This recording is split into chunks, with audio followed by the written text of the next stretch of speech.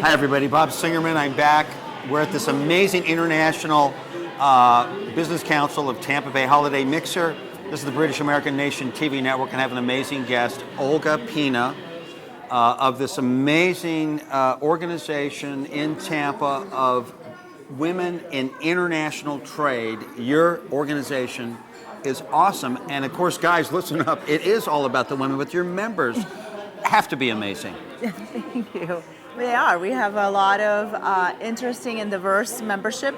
Women and men are members, although the majority of the membership is women because the organization was originally founded as a national concept in DC when people who wanted to exchange ideas about international trade found that some of the people they were going to about how to do it were women, and they were just sort of below the radar. So that's how it formed. But we are worldwide, and our Tampa chapter is 18 years old now. So Wow. We have been here a while. That is exciting. So kind of give us a broad brush stroke of the kinds of activities your members are involved in. It's very exciting activities, no doubt.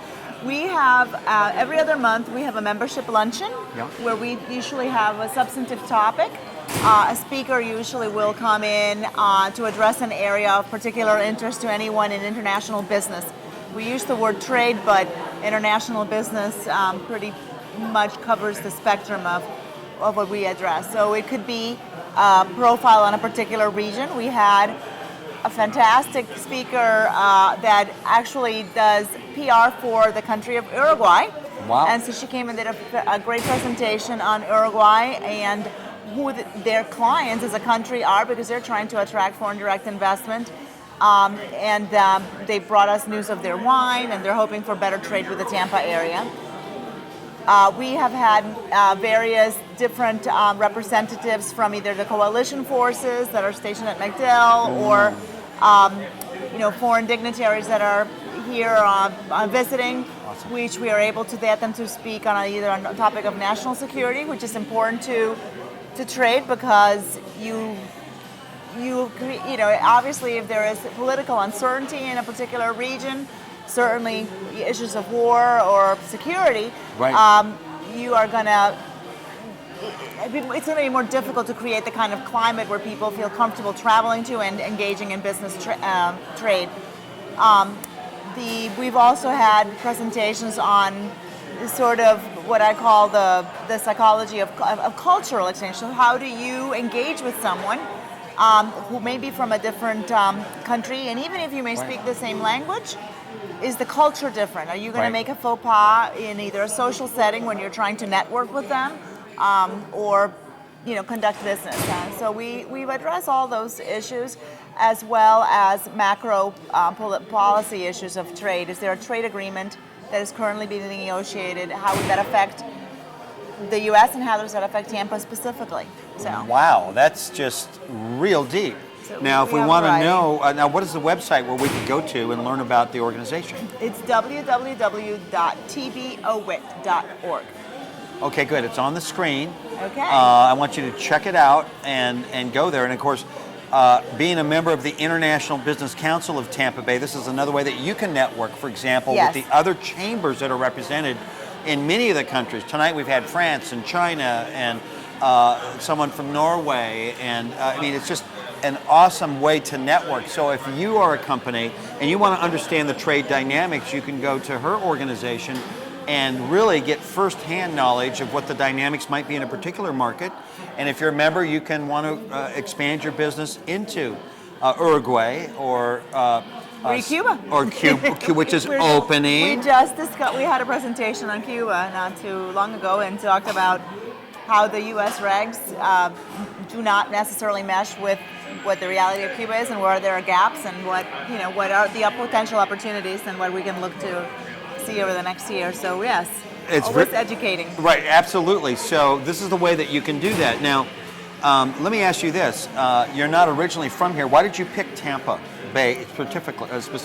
Well, my husband is from here, so I moved down here when after we had been living in DC for a while. He wanted to come home, and so I was doing a lot of international work in DC, and I came to Tampa, and back then, it was 22 years ago, it was a much more diffuse. Right. But NAFTA was the big topic, and I did a lot of NAFTA work. So shortly after I'd been here a couple of years, a friend who had just moved down from DC said, "You're doing international work. A lot of people don't know that you are. I'm sure there's other people in Tampa like you.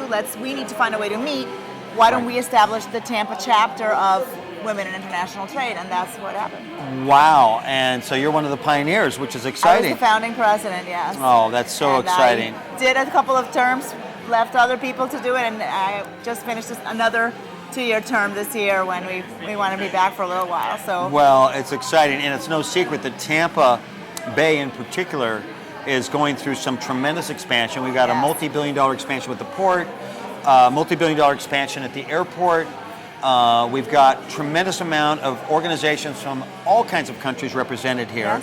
And it sounds like that your organization can really provide some additional information that will allow people to make an informed decision, right, on particular markets that they may want to expand, correct? Exactly. One of our main missions is to educate people about the opportunities of trade.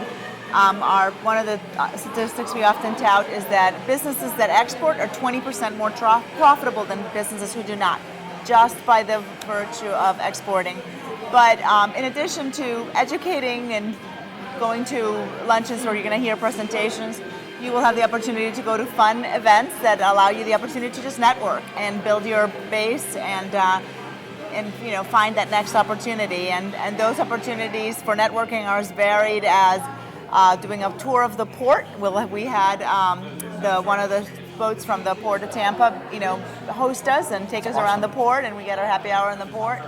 To attending events like here, to supporting other organizations that are hosting, what I call a Uber party, that we all get an umbrella party we can all sort of fold into. But yes. I love that. All right, so again, if you're watching this, whether in Tampa, anywhere in the U.S. or around the world, and you're considering to come to Tampa, or if you're in this market and want to expand anywhere in the world, you're going to want to know about this organization. We're bringing it up again on the website right now. Just go to this website, and you can learn more about that. And of course, there's all kinds of opportunities that are there. And I think the mere fact that companies that export are more profitable than companies that don't, that's like a no-brainer. Right, you're going to check it out. Right, so it's so great to meet nice you. To meet you. And I know great things are in store for you with the future.